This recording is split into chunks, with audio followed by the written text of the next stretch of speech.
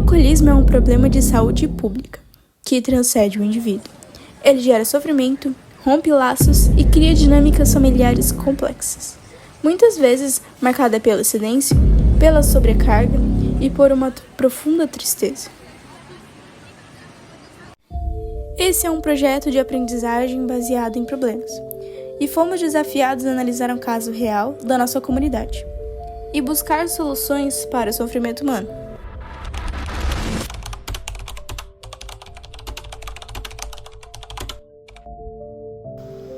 Benedita tem 50 anos, é casada e mãe de 2 filhos. Há 7 anos, deixou o Nordeste para vir para Santa Catarina por uma escolha do marido. Desde então, ela relata sentir frequentes episódios de tristeza e dificuldades para realizar tarefas do dia a dia. Ela costuma produzir pequenos artesanatos que ajudam a integrar na renda da família. Porém, o marido é o único que possui a renda fixa. A relação familiar, porém, é marcada por conflitos. O marido enfrenta o alcoolismo e a convivência com os filhos acaba se tornando difícil, gerando momentos de constrangimento até em reuniões de família. Benedita diz que gostaria que o marido buscasse ajuda, mas sente o peso de ser a mediadora entre ele e os filhos. E relata que não pretende se separar, pois diz que ele já está nessa vida há muitos anos. Sua história revela o impacto do alcoolismo e da sobrecarga emocional entre as relações familiares.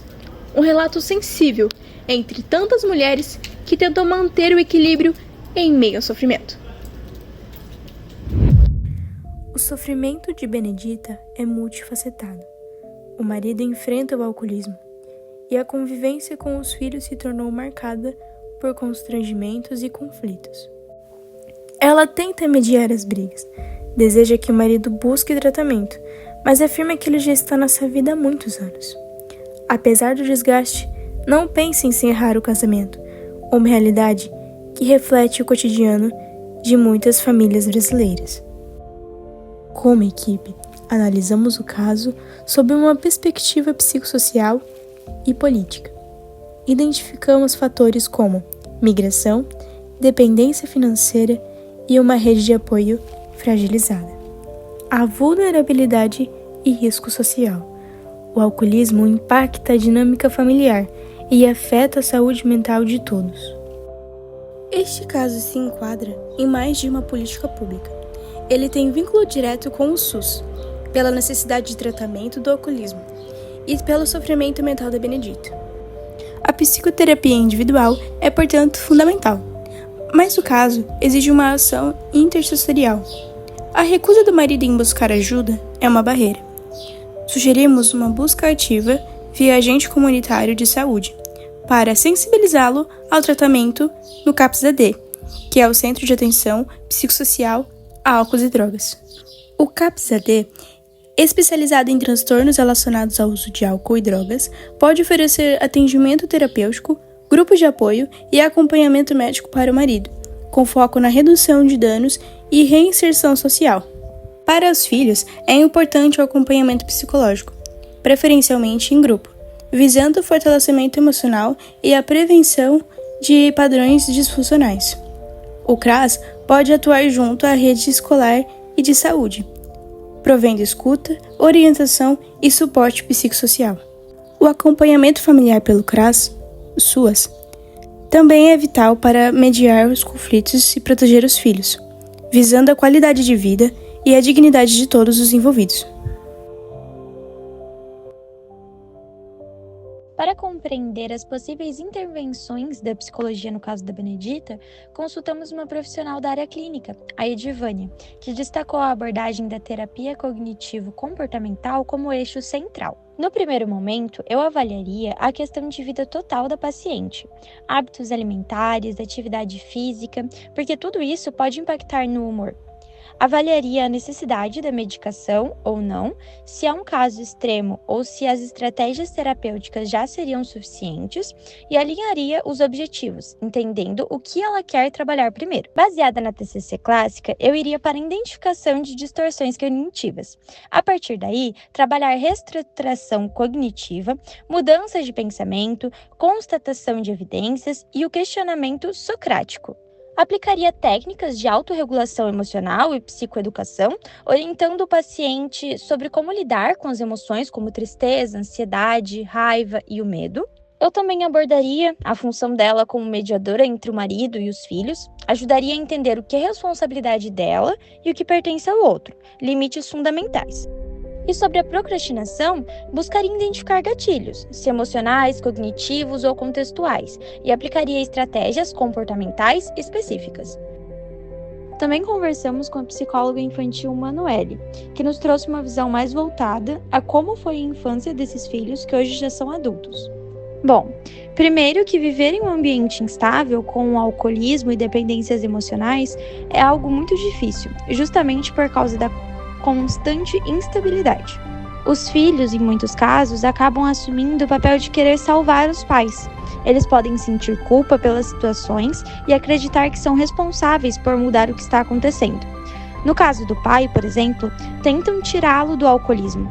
Já com a mãe, que apresenta dependência emocional, o filho pode tentar ajudá-la a sair dessa relação, o que costuma gerar muitos conflitos.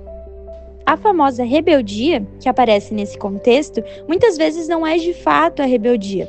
É uma forma de defesa diante de tanta tensão. Quando a criança cresce nesse tipo de ambiente, ela pode desenvolver ansiedade generalizada, estresse agudo, baixa autoestima e até depressão. Em situações mais graves, pode chegar a ter pensamentos ou tentativas de suicídio, como uma forma de tentar parar o sofrimento. É importante entender que esses filhos podem seguir dois caminhos muito diferentes. Alguns repetem os padrões dos pais, se envolvendo com pessoas parecidas ou reproduzindo comportamentos como o alcoolismo. Outros, ao contrário, passam a rejeitar completamente esse tipo de situação. Esses acabam tendo dificuldade de confiar, evitam relacionamentos e têm medo de reviver aquilo que presenciaram na infância. Também é comum observar um amadurecimento precoce nessas crianças. Elas acabam assumindo responsabilidades muito cedo, porque os pais não têm estabilidade emocional. Com o tempo, isso pode gerar afastamento e muitos conflitos familiares. Dificilmente um filho vai conseguir manter uma boa relação com pais instáveis emocionalmente. O alcoolismo, em especial, tende a agravar ainda mais esse relacionamento. Isso porque muitas das vezes o pai se torna agressivo, autoritário e imprevisível, o que aumenta a tensão dentro de casa. Às vezes, as marcas mais profundas não estão em palavras ditas, mas no silêncio que o álcool deixa dentro de casa. O álcool não atinge apenas quem bebe, ele atravessa gerações. Muda a rotina, apaga o sorriso e transforma o amor em sobrevivência. Por trás de cada história, a dor, tentativa e esperança. Agora você vai ouvir 2 relatos de pessoas que cresceram e viveram ao lado do alcoolismo. Histórias que falam de medo, de resistência e também vontade de recomeçar.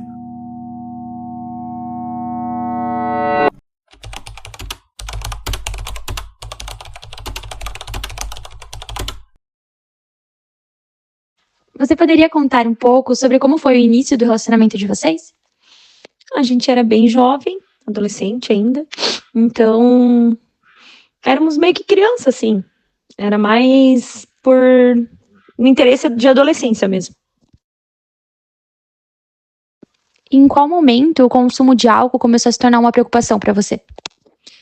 Preocupação desde o começo. Eu sempre falava que eu não gostava que bebesse muito e tal, mas eu também achava que era mais uma fase, assim, porque éramos muito jovens ainda, e de uma certa forma o convívio dele influenciava isso.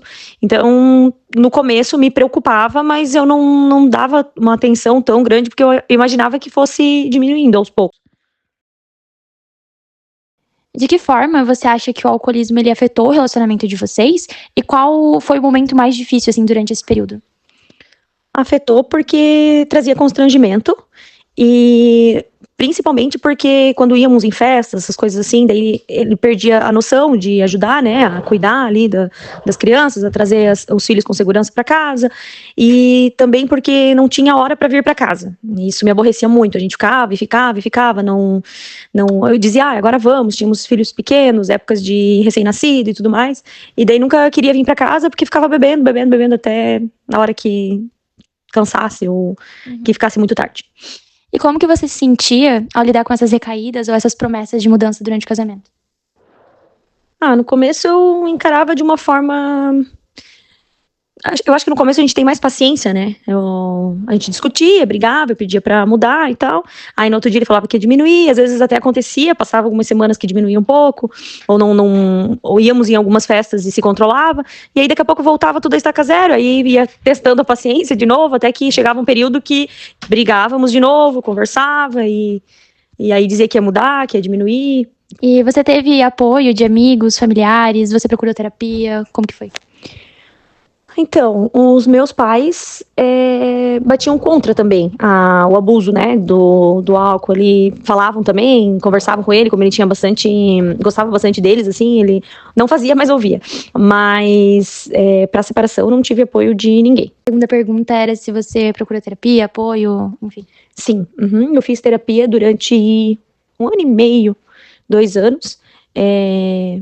Eu achei que ajudou bastante, auxiliava bastante, assim, mas daí não por conta do alcoolismo, né, por conta do fim do casamento mesmo. Eu achei que me ajudou bastante, me abriu a cabeça em muitas coisas, mas o pontapé mesmo de encerrar o casamento ali, eu tive que ter bastante força de vontade, e depois o começo da separação foi muito difícil e tal, aí eu já não tinha mais esse apoio, na época eu não podia mais pagar, né, então daí nesse período eu acho que eu precisaria até mais, mas daí nesse período eu acabei não tendo esse apoio. Pra gente finalizar, se você pudesse dar um conselho pra alguém que vive numa situação parecida com a que você viveu, qual seria? Eu acho que procurar ajuda o quanto antes, não só buscar ajuda pra si, mas pro casal, pra pessoa que tá com problema com alcoolismo o quanto antes, porque desgasta demais o relacionamento, né, e depois que desgastou é difícil voltar ao que era antes, então quanto antes o casal fazer a terapia, a pessoa que tá sofrendo com alcoolismo fazer o tratamento, melhor vai ser pro futuro do casamento e da família.